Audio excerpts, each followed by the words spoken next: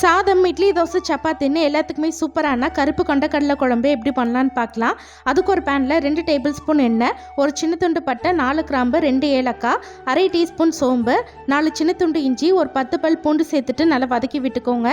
இது கூடவே ரஃபாக கட் பண்ண 3 பெரிய வெங்காயம் சேர்த்துட்டு வெங்காயம் நல்லா வதங்கினோடனே இது கூடவே 3 பெரிய தக்காளி, தேவையான உப்பு சேர்த்துட்டு நல்லா வதக்கி விட்டுக்கோங்க.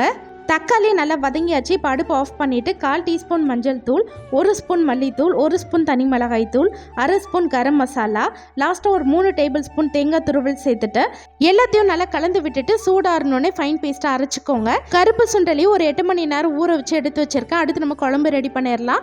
அதுக்கு ஒரு குக்கரில் ஒரு 3 டேபிள் ஸ்பூன் எண்ணெய், ஒரு பிரிஞ்சி இலை, ஒரு பச்சை மிளகா, கொஞ்சமாக கருவேப்பிலை, அரைச்ச மசாலா சேர்த்துட்டு நல்லா கலந்து விட்டுக்கோங்க. இது கூடவே 8 மணி நேரம் ஊற வச்ச 100 கிராம் கொண்டக்கடலை சேர்த்துட்டு இந்த மசாலா கூட நல்லா வதக்கி விட்டுக்கோங்க. இப்போ தேவையான தண்ணி சேர்த்துக்கலாம். ஒரு 2 கப் அளவு தண்ணி சேர்த்துட்டு மீடியம் ஃப்ளேமில் ஒரு 5லேருந்து 6 விசில் விட்டு வேக வச்சுட்டு லாஸ்ட்டாக கொஞ்சமாக கொத்தமல்லி தூவி கலந்துட்டிங்கன்னா சூப்பரான கருப்பு கொண்டக்கடலை குழம்பு ரெடி. கண்டிப்பாக ட்ரை பண்ணி பாருங்கள். அடுத்த வீடியோவில் பார்க்கலாம்.